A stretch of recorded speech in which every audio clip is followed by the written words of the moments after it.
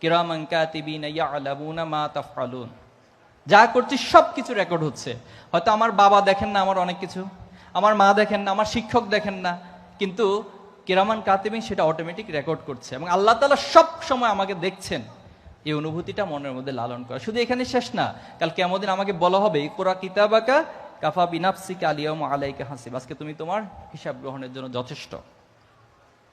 এবং যখন মানুষ হিসেবে আমরা নিজেকে ডিফেন্স করার চেষ্টা করবো, আমরা বলবো যে আল্লাহ আমি তো এটা করি নাই, এটা আমার নামে ভুল লেখা হয়েছে, তখন আল্লাহ তাআলা আরেকটা আয়াত দিয়ে সেটাকে বলবেন যে আলিয়াউমা নাখতিমু আলা আফওয়াহিহিম ওয়া তুকাল্লিমুনা আইদিহিম ওয়া তাশহাদু আরজুলুহুম বিমা কানু ইয়াকসিবুন।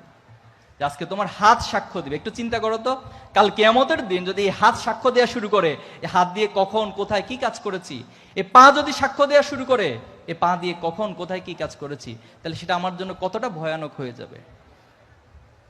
তাহলে এই অনুভূতিগুলোর মধ্য দিয়ে আমার যে চ্যালেঞ্জগুলো রয়েছে, সেই চ্যালেঞ্জ আমি মোকাবিলা করবো। আগামী দিনে এই দেশ, এই রাষ্ট্র, এই সমাজকে গঠন করার জন্য তোমরা নিজেদের সর্বোচ্চ যোগ্য দক্ষ হিসেবে গড়ে তুলবা। পারা যাবে না ইনশাল্লাহ?